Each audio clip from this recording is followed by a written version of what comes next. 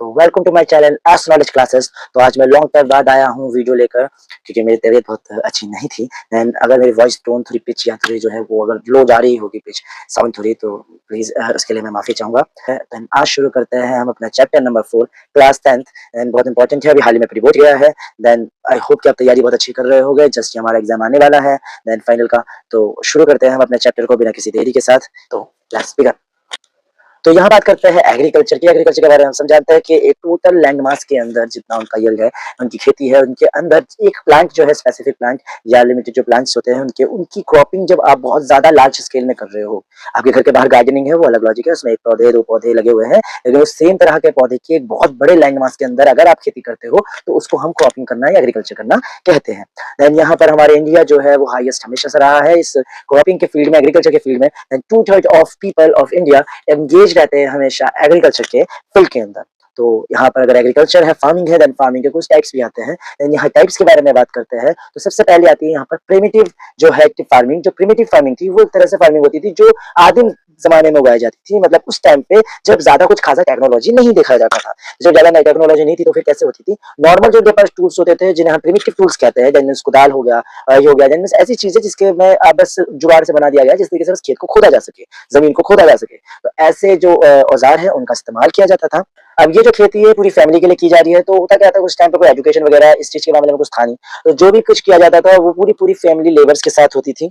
अब यहाँ पर उनके पास इरिगेशन का कोई मेथड नहीं था, तो इरिगेशन का मेथड के लिए, सिंचाई के मेथड के लिए वो पूरी की पूरी डिपेंड थी मॉनसून पे, देन बादलों पे डिपेंड थी, उनके बारिश पे डिपेंड थी। यहाँ पर आता है सेकंड जो होता है इंटेंसिव सब्सिस्टेंस फार्मिंग। अब इसके अंदर उनके पास एक छोटा सा लैंड मास होता है, ये कोई आदिम वाला नहीं है। अब उनके पास टूल्स होते हैं, बायोकेमिकल मेथड्स भी होते हैं, जिसके कारण वो अपनी क्रॉपिंग को थोड़ा और अच्छा बना सकते हैं, जिसके अंदर होती है फर्टिलाइजर। इनके पास लैंड मास ज्यादा बड़ा नहीं होता है, बहुत कम होता है, यहाँ तक कि दूसरे खेतों में भी काम करते हैं। इस तरह के जो लैंडलेस या फिर लैंड मास जिनका कम है उधर ये फार्मिंग होती है, जहां पर पूरी की पूरी इनकी लेबरिंग लगती है। अब आ जाता है लार्ज स्केल के बारे में बात करते हैं, तो यहाँ पर आता है कमर्शियल फार्मिंग। यहाँ कमर्शियल फार्मिंग के बारे में बात आती है, तो कमर्शियल फार्मिंग का मतलब है यहाँ लार्ज स्केल में हाई प्रोडक्टिविटी के लिए बहुत सारी चीजें इस्तेमाल की जाती है, जिसका मतलब वहाँ पर ट्रैक्टर इस्तेमाल किए जा रहे हैं, वहाँ पर बड़ी बड़ी टेक्नोलॉजी इस्तेमाल की जा रही है, वहाँ पर आपको पेस्टिसाइड देखने को मिलेगा, फर्टिलाइजर देखने को मिलेगा, आपको पेस्टिसाइड देखने को मिलेगा, आपको फर्टिलाइजर देखने को मिलेगा, आपको इंसेक्टिसाइड्स है वो देखने को मिलेगा, मतलब कीटनाशक, बहुत से केमिकल का इस्तेमाल किया जा रहा है, यूरिया का इस्तेमाल किया जा रहा है, मतलब वो सारी तरीके के मेथड इस्तेमाल किए जा रहे हैं जिससे किसी भी तरीके से प्रोडक्टिविटी जो है वो हाई या बूस्ट कर सके और उससे क्या हो बाहर मार्केट में बेचा जा सके। बाहर मार्केट में जैसे आप बेचोगे, ग्लोबलाइजेशन में अगर आप उसे बेचते हो तब आपको कमर्शियली बहुत ज्यादा फायदा होता है। तो यहाँ पर उन क्रॉप्स को नहीं उगाया जाता है जिसके से फूड ग्रेन फूड वाला मामला होगा, इसमें वो होगा जो बेचा जा सकता है, तो इसकी स्किल्स ज्यादा होती है, वो आपका आता है कमर्शियल फार्मिंग में। यहाँ पर एक बात आ रही है कि प्लांटेशन आप देखें, टी का देखें, कॉफी का देखें, आप किसी का भी प्लांटेशन देखते हैं, फ्लावर्स का देखें, देन वो भी एक तरीके से एक एग्रीकल्चर ही होता है, क्योंकि वो लार्ज स्केल में एक सेम चीज उगाई जाती है। यहाँ पर इंडिया में आपको क्रॉपिंग के 3 पैटर्न देखने को मिलते हैं, जिसमें पहला आता है रबी, फिर आता है ज़ैद और फिर आता है आपका खरीफ। रबी फसल जो है ये आपके विंटर में उगाया जाता है, जो है अक्टूबर टू दिसंबर। इसकी हार्वेस्टिंग जो होती है वो अप्रैल टू जून में होती है, और इसके अंदर कुछ मेनली क्रॉप्स आते हैं, wheat, barley, peas and grams etcetera. तो इसके बाद आता है खरीफ फसल, मेनली ग्रोन होती है इन मॉनसून, एंड जो ये इसकी हार्वेस्टिंग की जाती है वो सितंबर टू अक्टूबर में की जाती है। आप इसके मेन में अगर देखेंगे तो इसमें आता है आपका, आप इसके अंदर मेन में देखेंगे तो इसके अंदर आता है ज्वार, बाजरा, कॉटन एंड मूंग, एंड आप सोयाबीन देख सकते हैं यहाँ पर। तो ये सारी फसलें जो होती है वो खरीफ की होती है। अब बात करते हैं जायद की। जायद क्रॉप्स के अंदर आप मेनली देखेंगे वो क्रॉप्स होते हैं जिसके अंदर काफी वाटर होता है। ये जो होता है रबी एंड खरीफ के बिटवीन में, आप इसके बीच में उगाया जाता है, और इसका जो समर सीजन है उसका एक शॉर्ट पीरियड जो है उसमें ये जो है आपका उगाया जाता है, जिसके अंदर वाटरमेलन होगा, मस्कमेलन होगा, इसके बाद ककम्बर होगा। आपके ऐसी चीजें जिसके अंदर वेजिटेबल्स होंगे जिसके अंदर ज्यादातर वाटरिंग होती है, वाटर जिसके अंदर फील्ड होता है। तो यहाँ मेजर क्रॉप्स के अंदर आप अगर देखेंगे तो यहाँ दिखते हैं आपको केल्स, मिलेट्स दिखेंगे, आपको राइस दिखेगी, व्हीट दिखेगा, शुगर कैन दिखेगा, आपको टी, आपको कॉफी, ये सब मेजर क्रॉप्स होते हैं जो इंडिया में ज्यादातर उगाया जाता है। जब बात करते हैं राइस की, तो ये हमारा सेकंड लार्जेस्ट जो है कंट्री है जो राइस प्रोडक्ट करती है तो वर्ल्ड के अंदर। देन उससे पहले हमारे पहले चाइना है, उसके बाद हमारा इंडिया आ जाता है। अभी जो राइस है इसको सबसे ज्यादा ग्रो किया जाता है उस जगह पे जहां पर high temperature at least 25 degree plus, and उसके बाद हाई ह्यूमिडिटी हो, एनुअल वहां रेन पर आए, एनुअल वहां पर रेन हो, और इसके बाद वहां पर 100 सेंटीमीटर वाटर जो है रेनफॉल हमेशा होता हो। इस एरिया में राइस को ग्रो करना आसान होता है, या इसी एरिया में राइस अच्छे तरीके से ग्रो होती है। अब बात करते हैं गेहूं की, व्हीट की। तो ये जो है हमारा इंडिया का सेकंड जो मोस्ट जो है जो यूज किए जाने वाला क्रॉप है, जो सबसे ज्यादा फूड ग्रेन में इस्तेमाल किया जाता है। और ये हमारा नॉर्थ टू नॉर्थ वेस्ट जो है, ये एरिया में थोड़ा ज्यादा, रीजन में ज्यादा इसका यूज या कंजप्शन ज्यादा किया जाता है। यहाँ पर सनलाइट ब्राइट चाहिए होती है। एनुअल वाटर रेंज जो है 50 टू 70 सेंटीमीटर होनी चाहिए। ये जो रबी क्रॉप है ज्यादा गंगा सतलुज जो मैदान है उसके रीजन में। इसके बाद ब्लैक जो है आपका रीजन पॉइंट पड़ता है डेक्कन में, मतलब दक्कन में, वहां पर ये ज्यादा उगाया जाता है। मिल्क्स की बात करते हैं तो इसमें आ जाता है ज्वार, बाजरा, रागी, जो बहुत इंपॉर्टेंट है न्यूट्रिशन के रूप में अगर देखा जाता है, बहुत ही वैल्यूएबल है।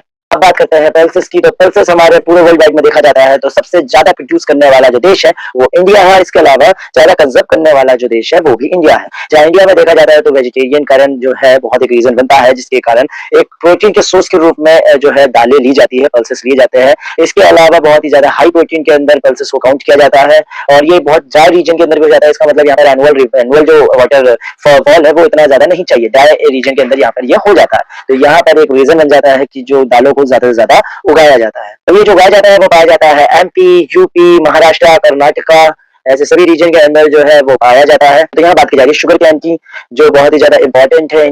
तो ये पाया जाता है वैसी जगह पे जहां पर हाई ह्यूमिडिटी हो, हाई यहाँ टेम्परेचर हो, एटलीस्ट 21 टू 27 डिग्री सेल्सियस। और यहाँ पर अगर आप देखते हो तो ये ट्रॉपिकल एंड सब ट्रॉपिकल के एरिया में उष्णकटिबंधीय और सह उष्णकटिबंधीय जो है उसमें थोड़ा ज्यादा पाया जाता है, उस एरिया में ज्यादा पाया जाता है। इसके अलावा यहाँ पर जो वाटर लेवल है वो 70 टू 200 सेंटीमीटर होना चाहिए। ये पाया जाता है यूपी, पंजाब, बिहार, हरियाणा, नीचे साउथ में तमिलनाडु, कर्नाटका, ऐसे कई रीजन्स में यहाँ पर पाया जाता है। शुगर कैन बहुत अच्छे से वहाँ पर ग्रो हो सकता है। ऑयल सीड्स, कई ऑयल सीड्स का इस्तेमाल इसलिए किया जाता है क्योंकि वहाँ पर हमें जो एनिमल ऑयल जो है हमारे लिए सेफ होता नहीं है, तो हम वेजिटेबल्स ऑयल का इस्तेमाल करते हैं, तो वहाँ सीड ऑयल का काम बहुत ज्यादा आ जाता है। इसके अलावा जो हमारा 12% ऑफ क्रॉपिंग है उसके अंदर जो पूरा क्रॉपिंग है उसका जो 12% ऑफ क्रॉपिंग है वो टोटली ऑयल सीड्स में ही होता है, ऑयल सीड ज्यादा उगाया जाता है। इसके अलावा इसका काम और दूसरी जगह पे भी होता है, जैसे कि केमिकल प्रोडक्ट्स बनाने हो, जो आपका सोप बनाना हो, आपका और कोई चीज जो हो बनाना हो, उसका रॉ मटेरियल बनाने के लिए जो है ऑयल सीड्स जो होते हैं उनका इस्तेमाल होता है। अब हम बात करते हैं एक ऐसे क्रॉप की जिसकी नीड अभी हमारी सर्दियों में बहुत ज्यादा है, जो है चाय। वैसे तो इंडिया में चाय सर्दी हो या गर्मी सभी में नीड ज्यादा होती है, तो चाय का कंजप्शन हमारे इंडिया में बहुत ज्यादा होता है, बाकायदा हम उगाते ही बहुत ज्यादा है। अच्छा खासा बेवरेज क्रॉप प्रोडक्शन है, बेवरेज का मतलब होता है ऐसी चीज जिसको पिया जा सकता है जिस क्रॉप को। तो उस क्रॉप के अंदर ये हमारा बहुत ही इंपॉर्टेंट क्रॉप है जो हमें इंट्रोड्यूस करवाया गया था ब्रिटिश के थ्रू।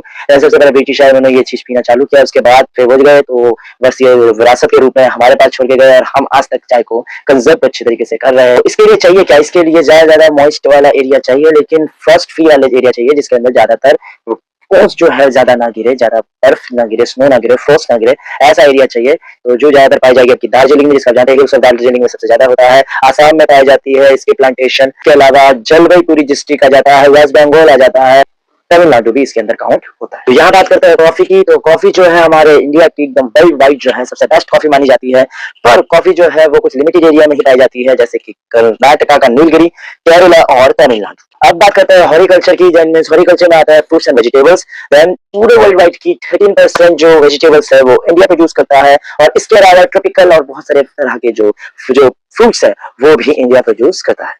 एंड हम नेक्स्ट पार्ट में देखेंगे कि आगे और क्या क्या यहाँ पर बताया गया है। देन मैं आपके लिए शॉर्ट वीडियो करके बनाता जा रहा हूँ, मुझे वीडियो बनाने में कोई तकलीफ नहीं है, मैं आपके लिए बनाता जाऊंगा। प्लीज अभी जो से सीखिए। आई होप आपने इसमें बहुत सारी बातें इधर से सीखे हो गए आप। मैम यहाँ पर पढ़ाई सर पर है, तो प्लीज पढ़ते रहे, शेयर कीजिए उन सभी दोस्तों के साथ जो पढ़ाई कर रहे हैं और अभी लोड ले रहे हैं पढ़ाई का, और उनको भी सेंड कीजिए जिनको पता ही नहीं है कि किताबों के चैप्टर कहाँ हैं, उन्होंने किताब ही नहीं खोली, तो उनको भी शेयर कर दीजिए ताकि आप उनका भी भला कर सके।